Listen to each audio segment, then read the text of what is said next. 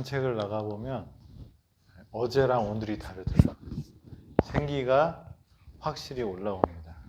색깔도 저는 이 연두색을 참 좋아해요. 이렇게 새싹이 막 튀어나올 때. 근데 지금 그 색깔이 막 올라오는 그 느낌이 너무너무 좋습니다. 그런 천연계 속에서 하나님께서 기운을 주시는 그 기운이 저와 여러분들 삶에도 미쳐서 하나님의 회복해 하시는 또 부활하시는 능력이 우리의 삶에도 나타나게 되기를 간절히 바랍니다. 오늘도 다니엘서 4장의 말씀을 계속 나누고자 합니다. 다니엘서 4장 30절. 나 왕이 말하여 이르되 이 큰 바벨론은 내가 능력과 권세로 건설하여 나의 도성으로 삼고 이것으로 내 위엄과 영광을 나타낸 것이 아니냐 하였더니, 교만할 때 가장 많이 하는 말이 무슨 단어가 제일 많이 쓰인다고요? 나. 나라는 단어를 많이 쓰면 내가 그러면 다시 한번 하늘을 쳐다볼 수 있는 저와 여러분이 되기를 바랍니다. 느부갓네살이 나 중심으로 생각하다가 하늘을 쳐다봤을 때 그에게 회복이 있었고 다시 하나님의 은혜를 받는 사람이 되었다는 사실은 저와 여러분들에게 큰 의미가 있다고 생각이 됩니다. 그래서 저와 여러분들이 나를 보는 것이 아니라 내 중심의 생각이 아니라 하나님을 바라보고 하나님의 중심의 생각을 하는 우리가 되기를 간절히 바랍니다. 교만에 대해서 조금 더 묵상을 했습니다. 신명기 8장에 보면 14절에 이렇게 말씀하십니다. 내 마음이 교만하여 내 하나님 여호와를 잊어버릴까 염려하노라. 여호와는 너를 애굽 땅 종되었던 집에서 이끌어내시고. 교만은 언제 시작될까? 어디서 시작될까? 무엇을 잊어버렸을 때 그래요? 느부갓네살 왕도 뭘 잊어버렸어요? 그 꿈을 주신 하나님, 그죠? 그리고 자기에게 그 권세와 능력과 지혜를 주신 분이 하나님인 것을 잊어버릴 때 그랬습니다. 내 마음이 교만하여 내 하나님 여호와를 잊어버릴까 염려하노라라고 말하고 있습니다. 우리가 뒤를 돌아봤을 때 그 뒤에 하나님께서 우리와 함께 하셨던 그 역사들을 잊어버리면 우리는 어떤 사람이 되는 거예요?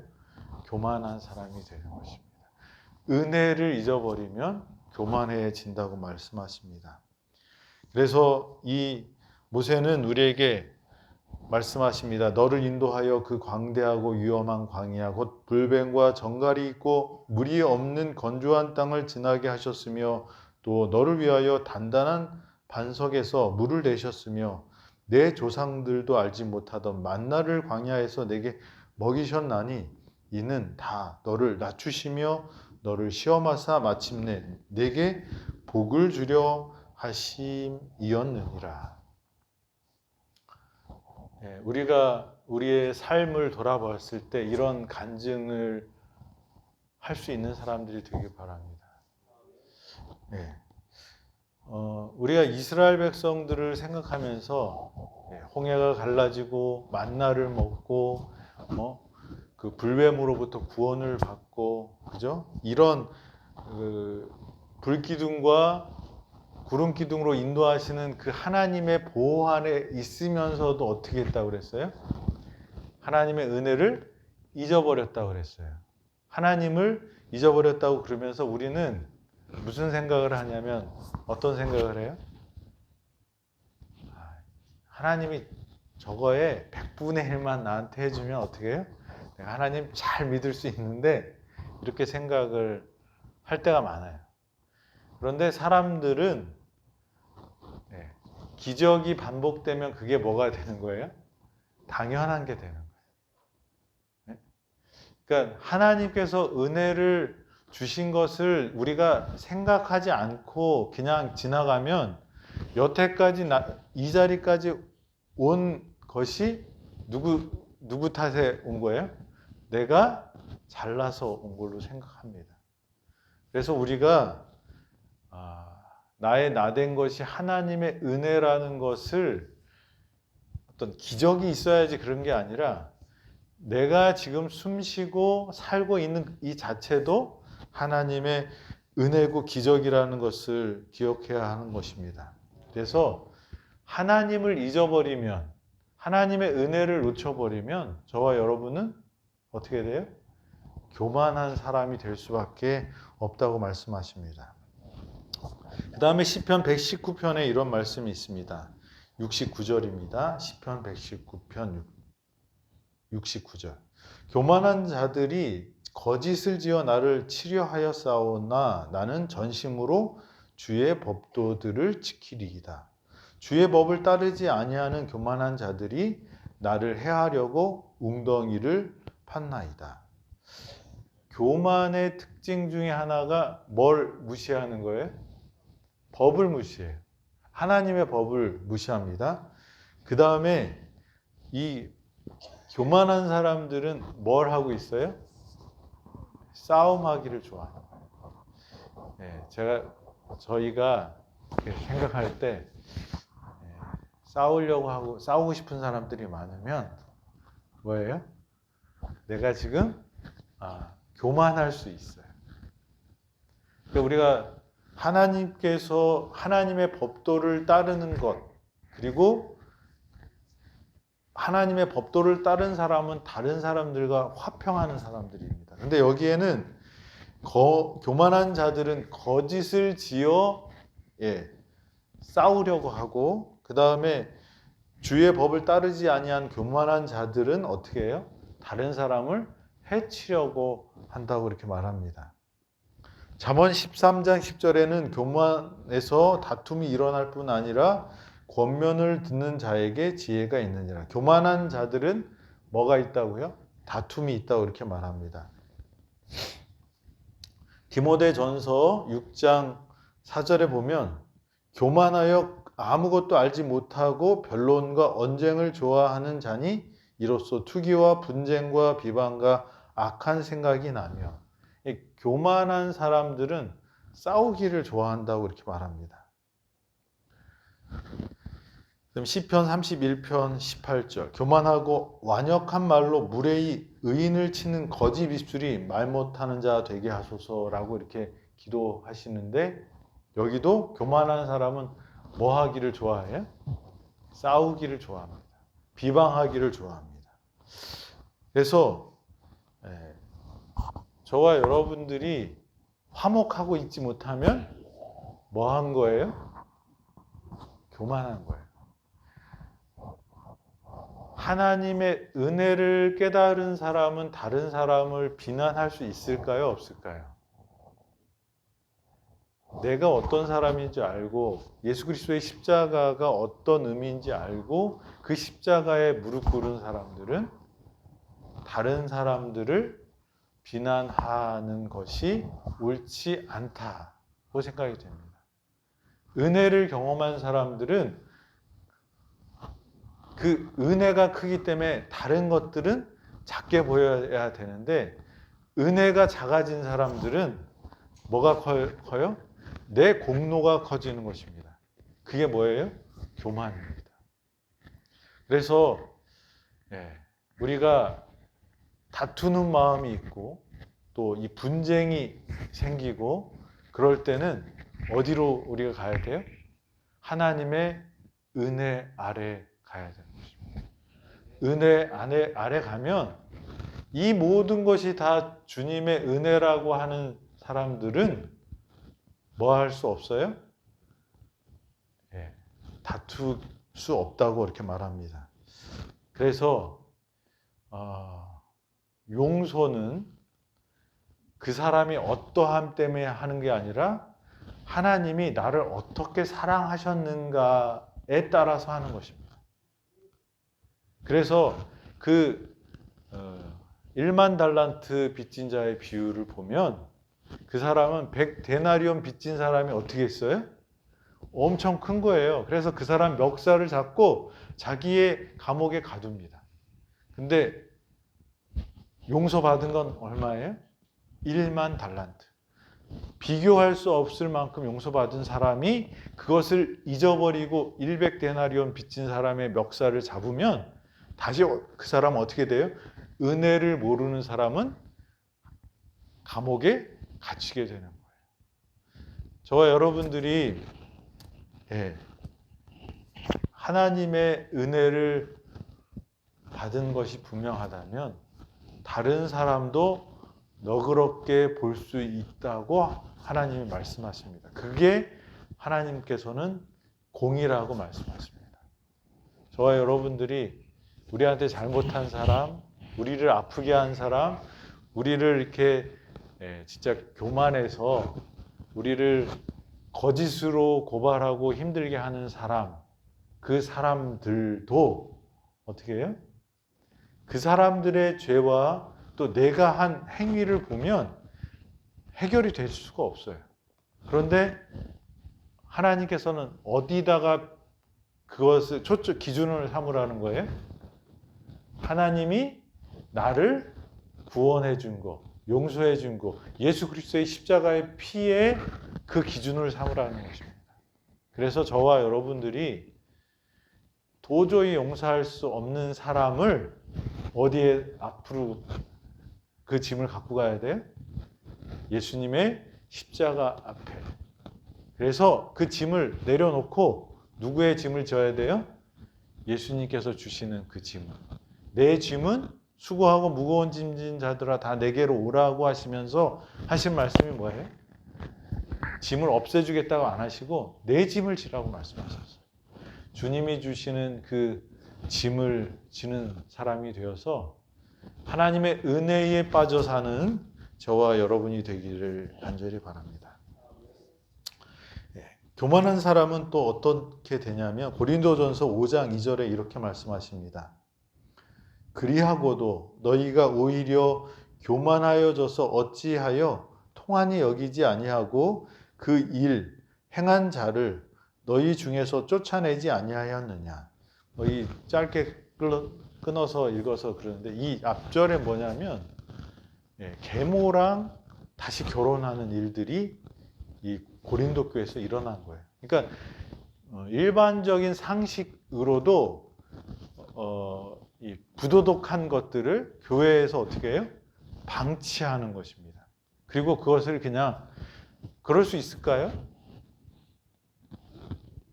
그렇게 하면 안 되는데 우리도 어떻게 해요?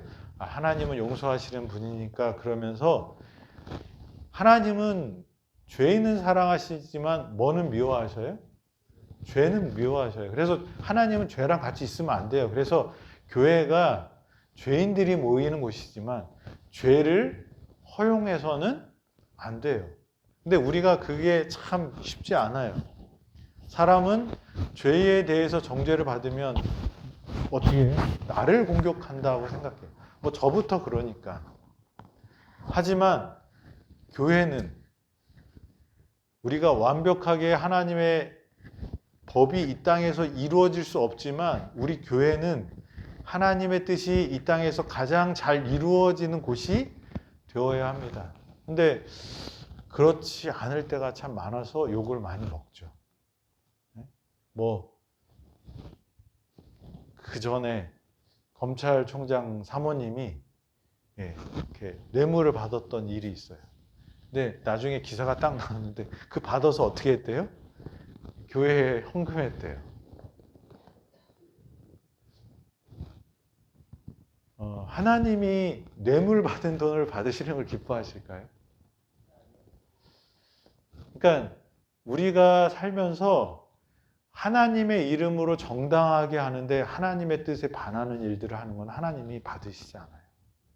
그런데 결과론적, 기복적인 신앙을 가지면 어찌됐건 어떻게 해요? 그 목표를 이루면 하나님께서 받으셨다고 생각하십니다.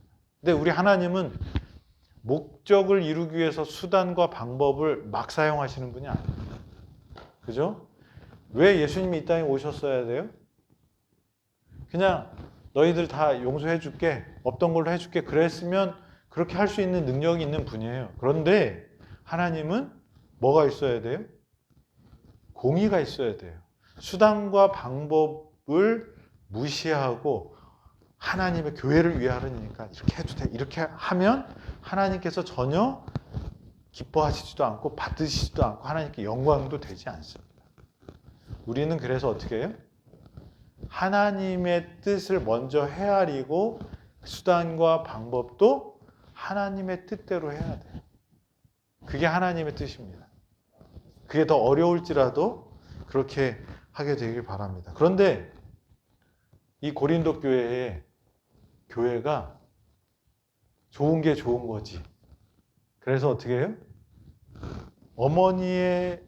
그러니까 아버지의 부인, 새엄마랑 다시 결혼하는 일도 교회에서 허용한 거예요. 뭐 여러 가지 있었겠죠. 뭐 그 교회에서 기여하는 게 컸을 수도 있고, 또 그 사람의 영향력이 클 수도 있고. 하지만 사도 바울은 분명히 그것이 뭐라고 그래요? 교만한 마음이고, 그 교만한 마음은 어디서 온다? 죄를 느끼지 못하는 그 둔감한 마음에서 온다고 이렇게 말씀하십니다. 시편 4절에는 이렇게 말씀하십니다. 악인은 그의 교만한 얼굴로 말하기를 여호와께서 이를 감찰하지 아니하신다 하며 그의 모든 사상에 하나님이 없다 하나이다. 하나님이 없다고 생각하는 그 사상이 뭐예요? 교만이에요. 하나님은 선악간에 심판하시는 분입니다. 그래서 이 성경의 그 역사의 흐름의 가장 중요한 사상 중에 하나는 뭐냐면 하나님은 뭐 하시는 분이에요? 심판하시는 분이에요. 선악간의 모든 것을 구별하시는 분이에요. 그래서 전도서에 보면 너 젊은 날에 너 하고 싶은 거 다 해라. 그런데 하나님은 어떤 분이에요? 창조주 하나님은 너를 지켜보고 있다는 거예요. 그래서 언제 그걸 다 계산한다고 그랬어요? 심판의 때. 그래서 다니엘서, 요한계시록 이런 역사의 흐름의 가장 중요한 사상 중에 하나가 뭐예요? 하나님은 이 세상의 주관자이시면서 우리의 모든 것을 보고 계시는 감찰자이시고 그것을 결국은 어떻게 해요? 심판하시겠다고 하셨습니다. 죄를 많이 지은 사람은 심판이 두렵지만 억울하게 당한 사람은 심판이 복음입니다. 여러분은 어떠세요? 심판이 오는 게 두려우신가요? 그런데 우리 모두는 그래서 심판이 두려워요. 다 죄인이기 때문에. 그런데 복음이 하나 더 있어요. 뭐가 있어요? 우리가 어떤 죄를 지었던지 간에 그 죄에 대해서 그 죄값을 누가 치르셨다는 거예요? 예수님께서 치러 주셔서 우리가 뭐만 하면? 믿기만 하면 우리가 하나님의 자녀되는 권세를 주시고 우리가 영원히 죽지 않는 멸망치 않게 되는 그 은혜를 주시겠다고 이렇게 약속하셨어요. 그래서 우리는 심판을 두려워할 필요가 없어요. 뭐가 있으면? 예수님의 보혈의 피가 있으면 저와 여러분들은 그렇습니다. 그런데 그것을 두려워하지 않는 두 부류가 있는데 하나는 하나님의 은혜 때문에 예수님의 그 십자가의 은혜로 심판을 두려워하지 않고 기다리는 사람이 있을 수 있고요. 하나는 뭐예요? 교만한 사람은 그 심판을 기억하지를 못하는 거예요. 둔감해져서. 그래서 교만한 사람들은 하나님이 없다고 말합니다. 이 느부갓네살 왕도 결국 뭐예요? 하나님의 은혜를 다 잊어버리고 하나님께서 자기에게 주셨던 그 지혜와 능력을 그 주신 시여자는 잊어버리고 그 선물은 누구 탓이에요? 내가 내 거다라고 생각을 했을 때 그렇게 짐승처럼 변했다는 사실입니다. 저와 여러분들이 우리의 생각에 하나님이 항상 살아계신 분이라는 것을 갖고 있으면 겸손할 수 있어요. 그래서 하나님은 우리가 뭘 기억하여 거룩히 지키라고 그랬어요? 안식일을 기억하여 거룩히 지키라고 그랬어요. 안식일의 의미가 뭐예요? 하나님이 우리를 창조의 기념일로 주셨어요.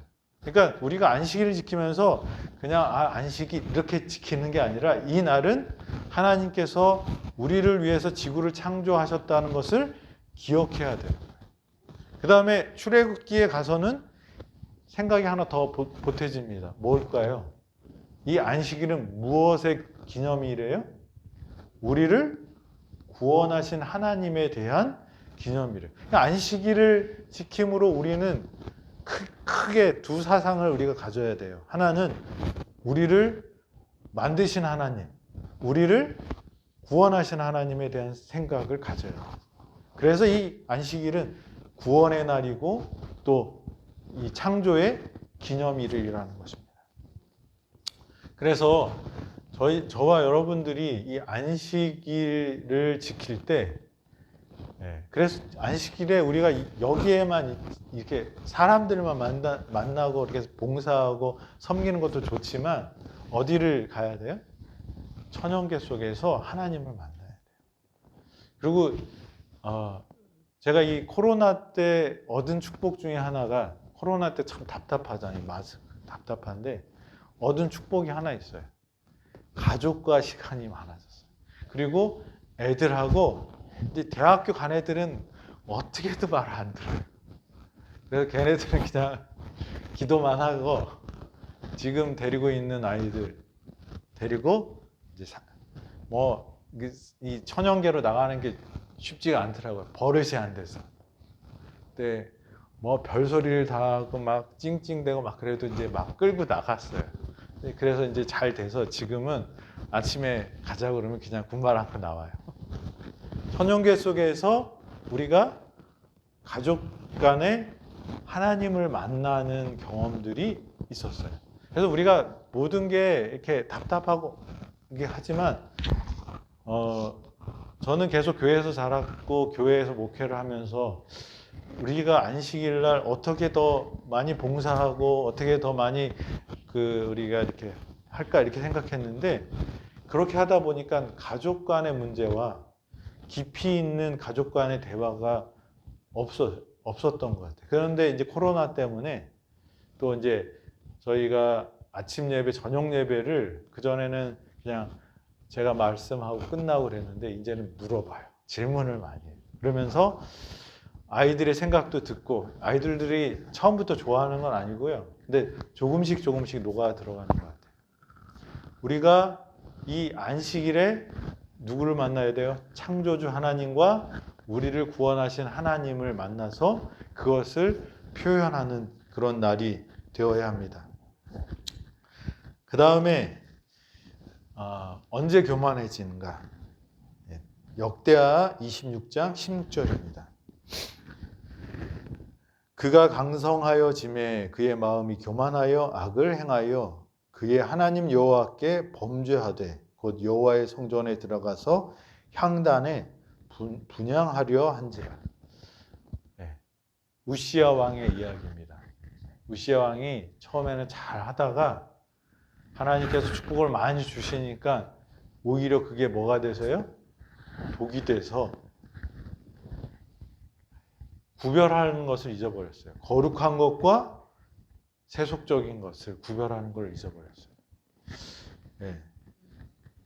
저희들도 그럴 수 있어요. 느부갓네살 왕도 언제 죄를 져요?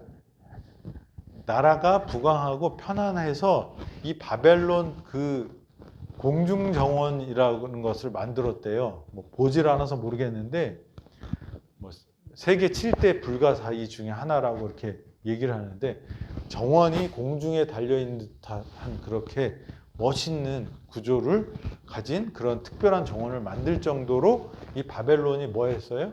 부강하고 평안했어요. 여기 우시아 왕도 강성하여지매라고 그렇게 말합니다. 다윗이 언제 범죄하죠?